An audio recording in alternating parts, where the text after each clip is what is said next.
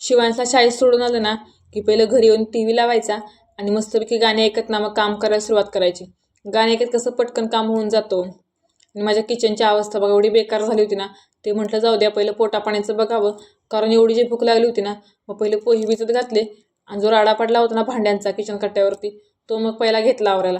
आणि सकाळी माझ्याकडनं सगळ्यांना पीठच पडलं होतं त्या किचन कट्ट्यावरती.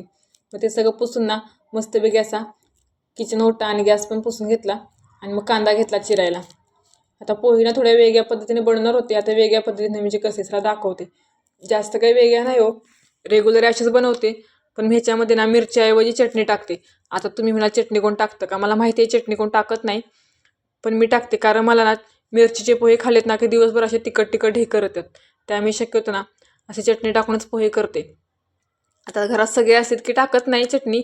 मी एकटी जर असते ना खायला तर माशीच करते. आणि खरंची पोहे ना खायला एवढी भारी लागतात ना, मग काय मस्तपैकी अशी ना पोहे खाल्ले आणि मग भाकरी घेतल्या घालायला. आता सकाळी चपाती केल्या होत्या, पण मला काही चपाती जमत नाही. आता पहिल्यापासून ना भात आणि तांदळाच्या भाकरी जोर असल्यामुळे ना चपाती काय आपल्याला जास्त जमतच नाही. चपाती जरी खाल्ली ना तरी माझं लगेच पोट बिघडतं. मी असं कधी अधूनमधून खाते चपाती, पण माझं लगेच ना पोट बिघडतं. त्यामुळे शक्यतो माझ्यासाठी ना भाकरीच घालते. आता ह्याच्या अगोदर मला ज्वारीची भाकरीची सवय नव्हती, नुसत्या तांदळाची भाकरी खायची सवय होती ना. इकडे आल्यानंतर ज्वारीची भाकरी की मला जमत नव्हती, म्हणजे खाऊ वाटत नव्हती, पण आता झाल्या सवय म्हणा. आणि मला सगळ्यात जास्त ना भाकरी करायला खूप आवडतं, कारण भाकरी एकदम छान जमतात मला. मग काय मस्तपैकी सगळं असं काम आवरलं आणि मग शिवांशला आणायला गेली. आणि येता येताना बाजारात गेले, कारण माझं सगळं घरातच संपलं होतं. कांदे बटाटे सगळं संपलं होतं. मग ते बाजार घेतला, कारण परत खालून परत वर यायचं ना खूप कंटाळा येतो. मग काय घरी आले आणि पहिली चट्टी हातरली, कारण पायाला एवढं गारगार लागत होतं ना, खाली असं पाय स्टिक वाटत होता फरशीवरती.